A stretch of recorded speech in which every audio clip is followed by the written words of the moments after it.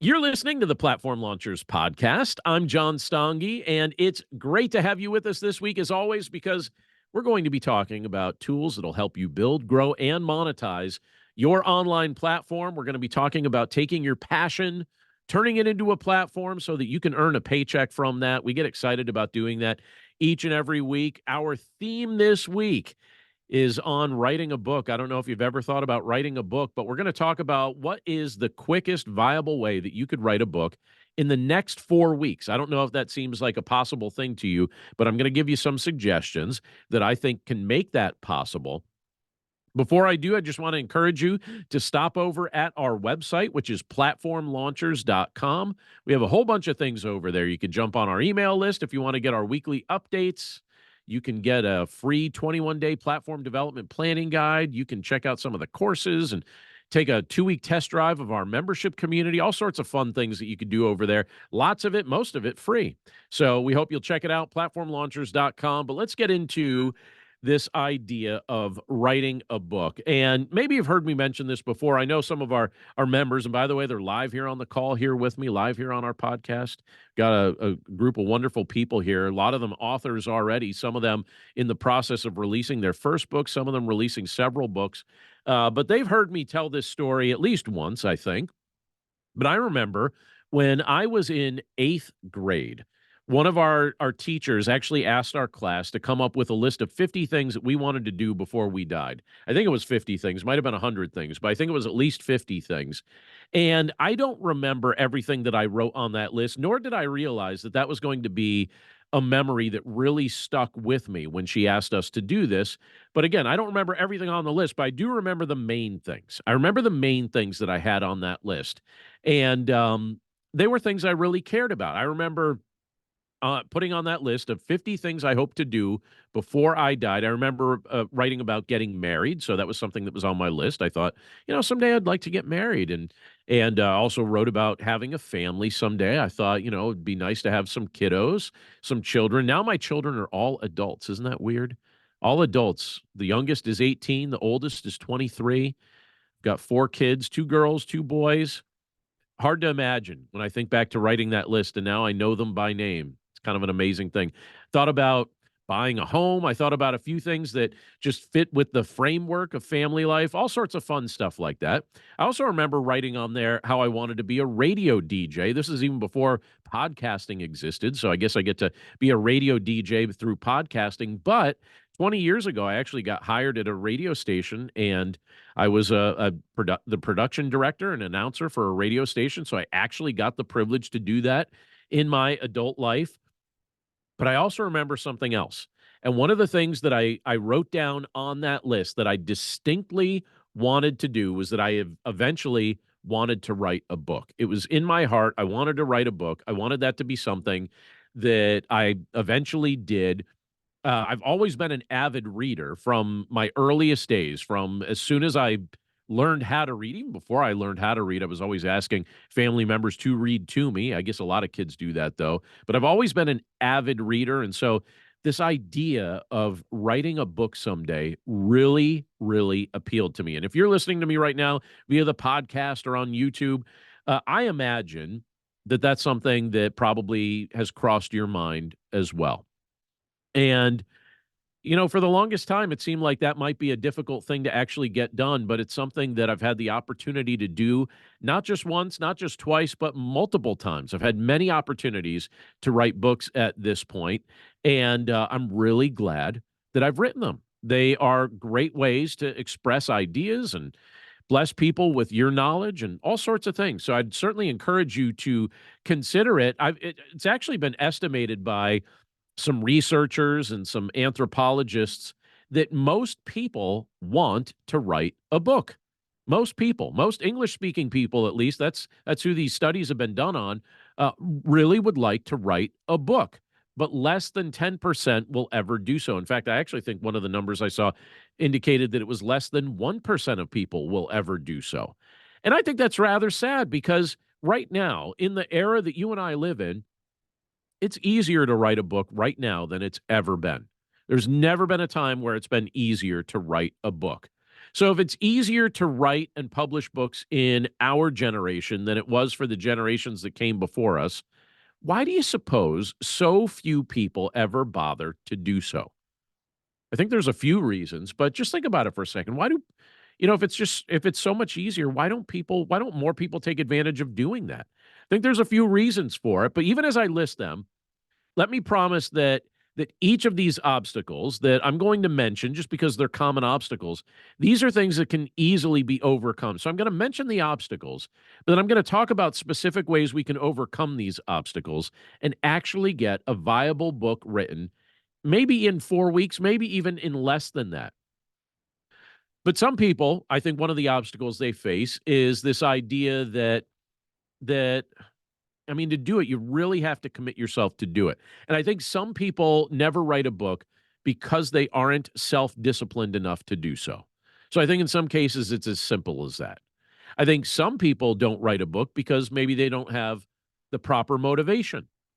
I think others fail to write a book because maybe they don't understand that the purpose of a book is to provide value or to solve a problem.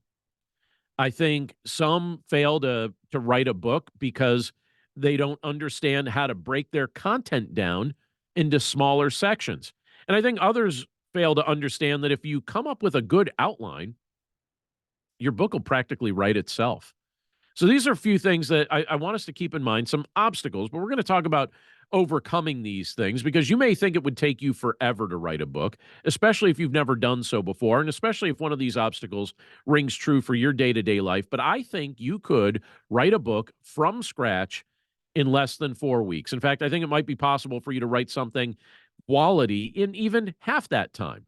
And by the way, right now, I was just talking about it with our members club. I have this book here. I wrote it last year, The Podcaster's Playbook. And I was just looking at it while we were talking, and I realized this is a book I wrote from start to finish in less than a month, less than a month's time. And I felt like when I was writing that book, like it just poured out of me. Now, keep in mind, if you're thinking about writing a book, and if you think you could do it in under a month's time, or if you at least want to experiment with that, please keep in mind that books come in all shapes and all sizes. Not every book needs to be hundreds and hundreds and hundreds of pages. In fact, one of the books I just assigned for one of the classes that I'm teaching right now at a local university, it's a book that's small enough that could be read from cover to cover in probably less than an hour. If someone was focused and dedicated, they could probably read that book in less than an hour. And in this era of low-priced ebooks, you actually might find that a large portion of your potential audience might actually prefer shorter books. So again, file that away in your mind. But let me issue a hypothetical challenge now, and then I'm going to give you some steps that I think will be useful. The hypothetical challenge is this: publish a book sometime in the next 4 weeks. I know you think it's crazy, especially if you've never done it, but I don't think it's crazy. And if you're willing to take up that challenge, then here are my suggestions. This is what I would suggest that you do. And I actually have 6 suggestions for you. I think you'll find them all useful. But here's number 1. Start with the content you already have on hand. So just start with the content you already have on hand. Don't worry about creating something new. Start with the content you already have on hand. For example, I'll use a few personal examples to illustrate some of these things. But if I wanted to publish a book in the next 4 weeks, this is probably where I would start. I would just start with the content I have on hand. I would begin by scouring my files. So I'd look through my computer, I'd scour my files for content that I've already written. Now, in my case, there's tons of unpublished content on the computer, the very computer that I'm sitting in front of right now, recording this podcast with. There's tons of unpublished content on this computer, tons and tons. I've got lessons, I've got speeches, I've got sermons, I've got a whole host of other things just living in my files. And I think that I could put a short book together, probably put many short books together just from that content alone. So my suggestion for you, for starters, before you overcomplicate anything, start with the content you already have on hand. See if you have enough on hand that could actually be utilized for a book, maybe creating a short book from some of the content you've already written. That's number 1. Number 2 is this: curate your blog. Now, what do I mean by that? What do I mean when I say curate your blog? Well, if you have a blog, and you've been regularly writing for it, you've already got lots of good content that you could pull from if you already have a blog. I write several blog posts each week. That's something that I've regularly done for years. And if I wanted to, I could easily and quickly put together 10 to 20 of my best performing blog posts and reformat those things into a small book. And truth be told, that's actually what I've done with several of my currently existing titles. Those books came together from blog content. So if you're somebody like me who's regularly blogging and putting content up, in my case, I've got several different blogs that I'm writing for regularly. Well, if you're doing something like that, all you have to do is just kind of look at what your best performing content is and just set it aside, curate that, make a note of that, and then compile a book based on some of that blog content. So that's number two. I think that could help you if you're a regular blogger to get a book written in less than a month. But here's number three. Let's say you don't have that. Let's say you don't have a blog. All right, that's fine. You don't have to already have a blog, but you could write a blog. And so my advice number three on my list is this: don't write a book. Write a blog post, and many blog posts, in fact. Don't write a book, write blog posts. So again, maybe you don't already have a ton of existing content on a blog or in files that you can pull from. That's no problem. All you need to do is come up with a list of maybe 10 or 20 interesting blog titles. So 10 or 20 blog ideas, and then just write those blog posts one at a time without overthinking the content, and then post those things publicly so that you get a little feedback on them. And as people give you feedback on those blog posts, you could even dedicate, a portion each day to writing a blog post. You could cut out TV during your free time and just write a blog post in the evening and let people give you some feedback on those blog posts. And then what you do is you incorporate that feedback into those blog posts by refining them a little bit and updating them as feedback arrives. And then once you're satisfied that you have enough content and enough feedback and enough refining done, you can format your posts into a short book. And before you know it, you've got a book. But you don't start with the big project in your mind of write a book. Just say, I'm going to write a series of blog posts, and those blog posts can become individual chapters. So that's suggestion number three. Here's another suggestion. This is number 4 of 6. I've got a couple more after this. Number 4 is this: outline what you're planning to write. So if you're going to write something from scratch, outline what you're planning to write. Start with a detailed outline specifically. Begin by coming up with a problem that you can solve. So think of a problem that you know how to solve. Start with that and then write out 10 or 20 incremental steps towards solving that problem. And these are going to be your individual chapters. Each one of those incremental steps will be a chapter of the book. And then what you do is you go back to each individual step and you add sub-steps. You add stories, you add examples, you add quotes, you add words of encouragement, and you build the individual chapter outline a piece at a time with that content.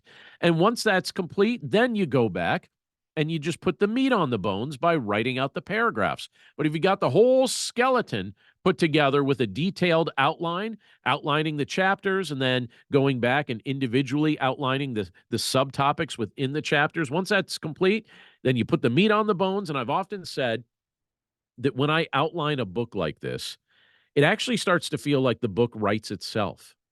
If I just outline it like that, it's harder to outline it sometimes, and it's not even all that hard to outline, to be honest with you. But a lot of the thought goes into outlining it, and then when you put the meat on the bones through the paragraphs, sometimes it really does start to feel like the book writes itself because you get in this groove, this thought pattern that some of the words start to come rather easily. And you find that you can just write because you don't have to figure out where you're going with the content. You've already got the outline. You've already got the roadmap there, and the outline serves as that roadmap. And so you just write the content. You don't have to think about where you're trying to take it next. You've already got that all planned out. All right, number 5 on my list is this: understand that some books are easier to write than others. So please keep in mind as I'm saying that some books are easier to write than others, please keep in mind that people are looking to read all kinds of material. You don't have to write the deepest, most insightful book that's ever been produced when you write your book. Some of my favorite books, and I even have some I'm looking at some right over here to my right as I'm here in my office, but some of my favorite books are collections of quotes. Some are collections of short stories or personal memoirs or collections of scripture arranged by topic. Some of those are some of my favorite books. And ironically, some of the content that I've personally produced also falls into this category where I've got books that I've put together that are filled with some of these shorter, lighter pieces of content. And some of those books, they sell better than some of the books that I've written that took a lot of time and thought and research. And it kind of cracks me up. Again, some of my best-selling books are books that were relatively easy to write compared to other things. People are looking to read all kinds of material, so don't overcomplicate it. Give yourself permission to put something together that might be a little bit easier to write. Maybe a quote book, a short story book, a personal memoir, scriptures arranged by topic, something like that. I have found that to be pretty helpful if you're trying to create something that can be used in a short period of time. Number 6 on my list is this, and this is useful counsel if you're trying to figure out what to write about. Number 6 is this: look at what's trending. Now, what do I mean by that when I'm saying look at what's trending? Well, if you're still unsure what to write about, after thinking through this list, and I'll give you the list here, I said start with content you already have on hand, curate your blog. Don't just write a book, write blog posts. Then that will help you build a book. Outline what you're planning to write. Keep in mind that some books are easier to write than others. But now, if you're still wrestling with what to write about, look at what's trending. And take a look at some of the subjects that right now are getting attention. You will typically discover, this is almost universally true, you will typically discover that books that talk about either some form of health or wealth or relationships tend to be rather popular. Those three categories: health, wealth, and relationships, or subtopics that fit under that. Because health could be, you can talk about relational health, you can talk about mental health, you can talk about spiritual health, you can talk about physical health, you talk about all kinds of health, right? But things that talk about health or finances or wealth or relationships, those tend to be popular topics. And I wonder, since those tend to be popular topics, is there a subtopic related to one of those categories that you might be interested in writing about?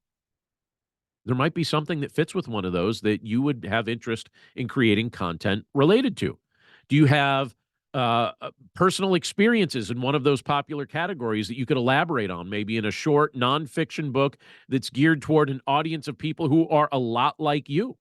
What would it look like to write a book on a trending topic related to health, wealth, or relationships that you could write to you from 5 years ago or 10 years ago? Do you think you would read that content? Do you think you would want to know that information? If I could go back in time and tell myself information that I know now, I would love to do that. Save myself a lot of trouble. Well, if you write a book like that based on what's trending, focusing on categories that seem like a good fit with the things that you have experience with, that can oftentimes be something that can catch on. And it's something that you can probably write about with passion and with some delight. But here's the thing. And there's other ways that this can be done. There's other ways that this can be done. This is not an exhaustive list, but this is some of the ways that I'd encourage you to think about actually writing a book. I'm friends with a guy. He told me that he had the hardest time sitting down in front of a computer typing. And so what he did was he spoke the words of his book and then kind of cleaned it up. And I was just talking with one of our friends here. Jennifer Harshman is on the call right now, and she was talking about how that's something that she encourages some people to consider, like speaking the book first. There's all kinds of ways to do this. Writing a book truly is not as difficult as some people, I think, fear that it might be. And ironically, like we mentioned earlier, you may have already written a book and you didn't know it, but you might have already written a book via your existing content, and it's just a matter of you compiling it and formatting it so that it looks like a book. It just doesn't look like a book yet, but you got the words there. They're already written, they're already communicated. It just needs to be formatted correctly. But here's the thing. If this is a subject that interests you, if this is something that you want to explore more, especially in relation to how this might connect with your overall online platform, I want to invite you to check out a very specific resource that I have at platformlaunchers.com. It's called the Launch Plan course. And you could get the Launch Plan course one of two ways. You could pay for it, And that's just on the university page at platformlaunchers.com. Or you could have it for free. And the way you get it for free is taking a test drive of our membership, the Members Club. So if you want to take a test drive of the Members Club for the next 2 weeks, included with that is the Launch Plan course. One of the main lessons in the Launch Plan course is writing books. It's all about writing books. So you can check that out. It's on the university page at platformlaunchers.com. And we'd just be delighted to share that with you. But that's it for us this week. It's always fun to be able to jump on the podcast here and chat about all these things with you. We're always grateful for the time that you carve out with us. Got to hear from a bunch of you this week, which was really cool. And I also noticed, those of you that have been longtime listeners, you must be telling your friends about the show, because this past week, I'm happy to announce that we had more downloads than any previous week since the show launched back toward the end of 2021. So here we are, 2024, and we just had our best week ever with the podcast. So thank you guys for listening. Thanks for telling your friends about it. Thanks for the ratings and reviews you've given us on Apple Podcasts and other podcast players. We're grateful for it all. And we look forward to catching up with you next time right here. But in the meantime, we hope you have a wonderful week. Take care.